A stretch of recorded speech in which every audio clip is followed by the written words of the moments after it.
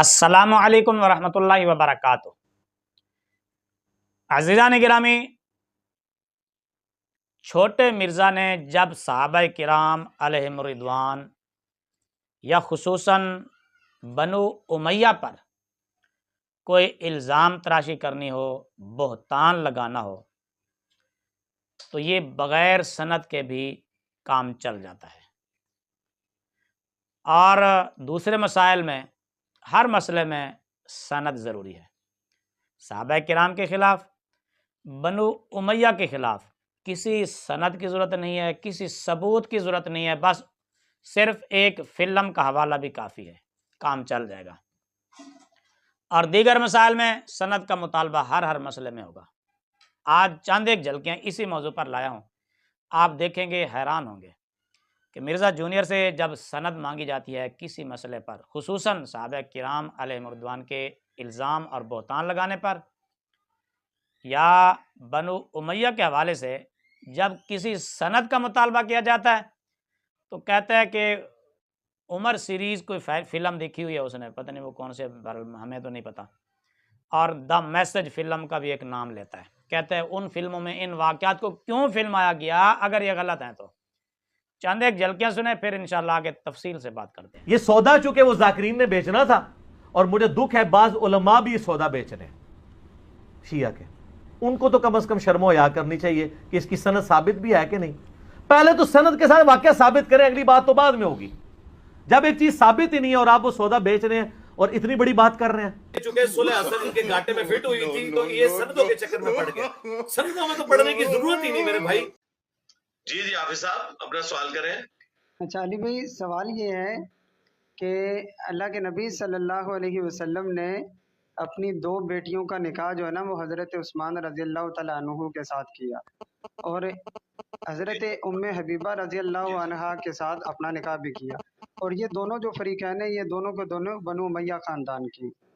تو سوال یہ ہے کہ اگر بنو امیہ خاندان آل رسول کے دشمن ہیں تو پھر یہ نکاح کیوں کی؟ نہیں کوئی دشمن نہیں ہے، کس نے کہا ہے؟ علی بھائی آپ کی ویڈیو بنو امیہ میں اچھے لوگ بھی ہیں، برے لوگ بھی ہیں۔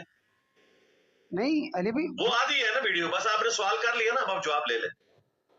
سوال کر لیا نا بھائی، آپ نے سوال کر لیا، اچھا میں جواب دیتا ہوں۔ علی بھائی سوال کر لیا آپ نے؟ چلیں ٹھیک ہے، جواب دے دیں اس کا۔ نہیں اچھا نہیں بھائی، سوال کر لیا، جواب لے لیں، جواب لے لیں۔ میں نے اس کا جواب کئی دفعہ دیا ہے بھائی۔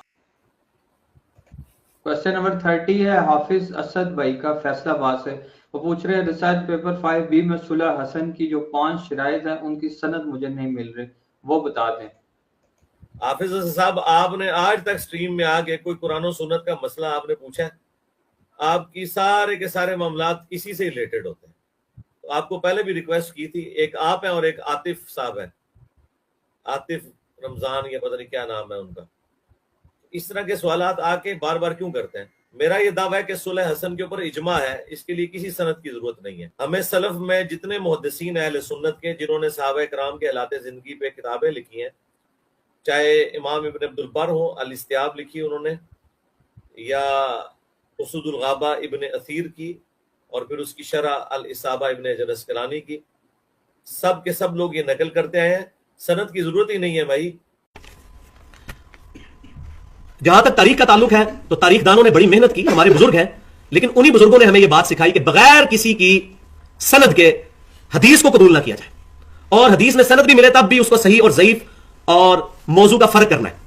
تو جب حدیثیں نہیں لی جائیں گی سند کے بغیر اور سند کی صحت کے بغیر، تو اقوال جو واقعہ کربلا کے بارے میں ہے، یا یزید کے بارے میں ہے، یا بنو امیہ کے بارے میں ہے، وہ بغیر سند کے کیسے لیے جا سکتے ہیں؟ ہم نبی صلی اللہ علیہ وسلم کا فرمان بھی بغیر سند کے قبول کرتے، حالانکہ ہمیں کہا جاتا ہے یہ حدیث ہے، تو ہم ان لوگوں کی غیر لوگوں کی باتیں کس طرح بغیر سند کے قبول کر لیں؟ کبھی نہیں کریں گے۔ یہی ہمارے محدثین رحمہم اللہ نے ہمیں درس دیا ہے۔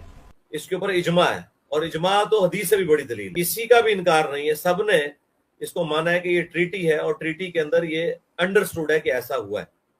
یہ اسی طریقے سے کہ آپ مجھے کہیں کہ 1000 صحابہ کی میں لسٹ آپ مجھے دیں اور کہیں کہ جی انہوں نے جو شادیاں کی تھی تو کیا گواہ تھے بیچ میں؟ میں کہوں گا جی تھے، وہ کہیں بتائیں ذرا کون کون سے گواہ سند سے ثابت کرے، تو میرے پاس تو نہیں ہے، میں انڈرسٹوڈ ہے۔ ان کو پہلے ذرا جیسا پھدو بنایا تھا پھدو بنا کے رکھو۔ تو جو صلح حسن ہے اس کا نام ہی صلح ہے، اور صلح کا مطلب ہی شرط پہ ہوتا ہے، کیونکہ حسن ابن علی تو وہاں جنگ لڑنے گئے تھے، بخاری میں موجود ہے۔ وہ جنگ ٹلی ہے صلح کی وجہ سے. آندہ سے اس طرح کے سوال نہ یار کیا کریں آپ لوگ. نیکسٹ. یہ بھی سوال نمبر 41 ہے، سیکنڈ لاسٹ. عظیم اکرم کا پوچھتے ہیں کہ حضرت حمزہ رضی اللہ عنہ کی لاش کا جو مسئلہ ہوا، کیا یہ واقعہ صحیح سند سے ثابت ہے؟ یہ سندوں کی بحثیں اس وقت شروع ہوئی ہیں جب بنو امیہ کی عبادت لوگوں نے کرنی شروع کر دی، تو پھر ان بحثوں میں پڑ گئے. عاطف رمضان بھائی کا جو سوال ہے، امام حسن علیہ السلام کے جنازے پر تیر برسائے گئے تھے، کیا یہ واقعہ صحیح سند سے ثابت ہے؟ بس یار یہ تاریخی باتیں ہیں، واللہ عالم. یہ امیر معاویہ رضی اللہ تعالیٰ کیوں کہتے ہیں؟ حالانکہ انہوں نے امام حسن کے جنازے پر تیر چلوائے. نبی علیہ السلام نے فرمایا جس نے میرے اہل بیت کو دودھ پہنچایا اس نے مجھے دودھ پہنچایا. یہ امام حسن کے جنازے میں تیر چلانے والی بات بالکل ثابت نہیں ہے. اسی طریقے سے یہ کہنا کہ حضرت عائشہ کو انہوں نے قتل کروایا تھا نعوذ باللہ گڑھے میں پھینک کے، یہ بھی غلط ہے. شیعہ میں سے کافی لوگوں کا کہنا ہے کہ حضرت امام حسن علیہ السلام کے جنازے پر تیر چلائے گئے. جی چلائے گئے تھے، اس سے بڑی باتیں ہوئی ہیں تو اس میں سے نکالنا کیا؟ نکالنا بنو امیہ دشمن تھے، ظاہر ہے. عاطف رمضان بھائی کا جو سوال ہے، امام حسن علیہ السلام کے جنازے پر تیر برسائے گئے تھے، کیا یہ واقعہ صحیح سند سے ثابت ہے؟ بس یار یہ تاریخی باتیں ہیں، واللہ عالم. ان کو پہلے طرح جیسا فدو بنایا تھا فدو بنا کے رکھو. سندوں میں تو پڑھنے کی ضرورت ہی نہیں میرے بھائی. انہیں کہیں کہ بنو امیہ کے عبادت گزارو. تمہارے بزرگوں نے جو بھی صحابہ کرام کے حالات زندگی کے اوپر کتابیں مرتب کی ہیں، خود تمہارے اپنے بزرگوں نے، اس میں آپ پڑھ کے دیکھ لو غزوہ احد کے کانٹیکسٹ میں یہ واقعہ ہوا ہوا ہے یا نہیں ہوا ہوا.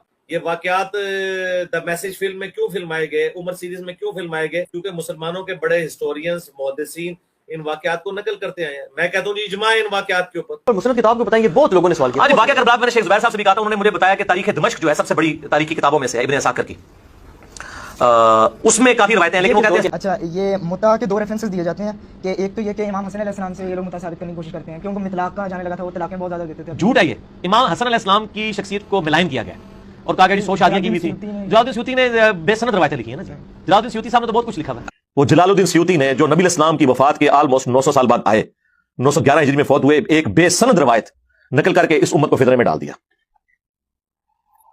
اور لوگ کہہ رہے ہیں جی وہ روایت موجود ہے، اور روایت کی سند مانگے تو سند کوئی بھی نہیں. بخاری جو ہم کہتے ہیں نا، بخاری اور مسلم دونوں صحیح ہیں، اس سے مراد ہے اس میں جو نبی علیہ السلام کے ریفرنس تک جتنی حدیثیں سند سے ہیں وہ صحیح ہیں، وہ صحیح روایتیں ہیں. باقی جو چیپٹرز کی ہیڈنگ میں بعض اوقات بے سند اقوال ہے، وہ صحیح بھی ہو سکتے ہیں، غلط بھی ہو سکتے ہیں. تو اصول محدثین پر بات ہونی چاہیے، بات ثابت بھی ہو. جھوٹا تو لوگ پتہ نہیں کیا کیا لوگوں کے اوپر الزام لگا دیتے ہیں. تو حق بات وہ ہے جو سند کے ساتھ ثابت ہو. سند کرنے کی ضرورت ہی نہیں ہے جب تواتر کے ساتھ ایک چیز نقل ہو رہی ہے. بالکل ہوئے میں یہ واقعات ہوئے میں. جی عزیزان گرامی، امید ہے کہ آپ مرزا جونیئر کا مدعا مقصد سمجھ گئے ہوں گے.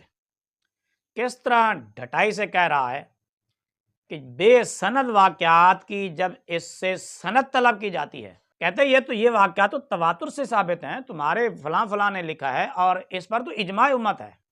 دیکھا آپ نے اس کی چلاکی، فراڈ، دھوکہ، سادہ لو مسلمانوں کو گمراہ کرنے کا فن کس طرح رکھتا ہے یہ بندہ. جب حوالہ مانگا گیا، کہتا کہ اگر یہ واقعات جھوٹے ہیں، غلط ہیں، تو فلموں میں کیوں فلمایا گیا ہے؟ دا میسج فلم اور عمر سیریز میں کیوں ان کو فلمایا گیا، کیوں دکھایا گیا؟ اندازہ لگائیے، علمی لیول دیکھیے اس کا. علامہ جلال الدین سیوطی اللہ رحمہ نے کوئی واقعہ اگر بغیر سند کے نقل کر دیا تو کہتا ہے کہ علامہ جلال الدین سیوطی اللہ رحمہ نے اس واقعے کو بغیر سند کے نقل کر کے امت کو فتنے میں ڈال دیا ہے. جلال الدین سیوطی نے جو نبی الاسلام کی وفات کے آلموسٹ 900 سال بعد آئے، 911 ہجری میں فوت ہوئے، ایک بے سند روایت نقل کر کے اس امت کو فتنے میں ڈال دیا.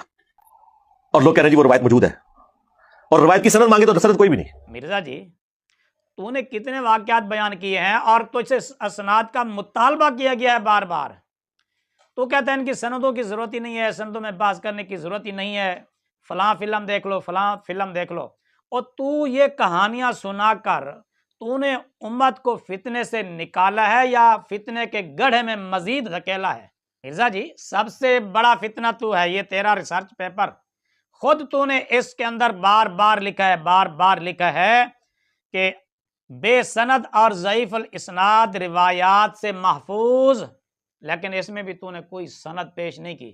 جب تو سے صلح حسن کے بارے میں شرائط پر سند مانگی گئی تو آج تک تو سند پیش نہیں کر سکا اور نہ قیامت تک کر سکے گا.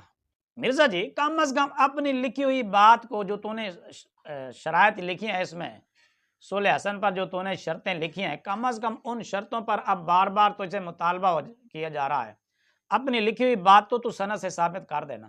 مرزا جونیئر سے سوال ہوتا ہے کہ سند کا، اس کی سند کہاں ہے، اس کی سند پیش کرو. آگے سے کہانی کراتا ہے کہ یہ واقعہ فلاں کتاب میں لکھا ہے. بھئی تیرے سے واقعہ تھوڑا پوچھا گیا ہے، تیرے سے واقعہ کا حوالہ نہیں مانگا گیا، تو اس سے سند کا حوالہ مانگا گیا ہے. پھر اس کی سند دکھاؤ. مرزا کہانیوں کا دور ختم ہو گیا، اب وہ دور نہیں رہا جو عوام کو تو بے وقوف بنانے میں لگا ہوا تھا. میرے سیدھے سادھے مسلمان بھائیوں، دیکھا آپ نے، سوال سند کا ہے، آگے کہانی واقعے کی کراتا ہے. مرزا جی قوم کو اتنا بے وقوف نہ بنا. تو جسے سند مانگی گئی ہے، واقعہ کا ثبوت نہیں مانگا گیا. ابھی کون سی کتاب میں یہ واقعہ لکھا ہوا ہے؟ تو اس سے سند کا مطالبہ ہوا تھا. ان تمام واقعات کو جو تو نے دہرائے، اب کہتے کہ سندوں میں ضرورت ہی نہیں ہے پڑھنے کی، سندوں کی ضرورت ہی نہیں ہے، فلاں فلم دیکھ لو، فلاں فلم دیکھ لو، فلاں بزرگ نے لکھا ہے. اور بھائی بزرگوں کو تو مانتا ہی نہیں، پھر بزرگوں کا حوالہ کیوں دیتا ہے؟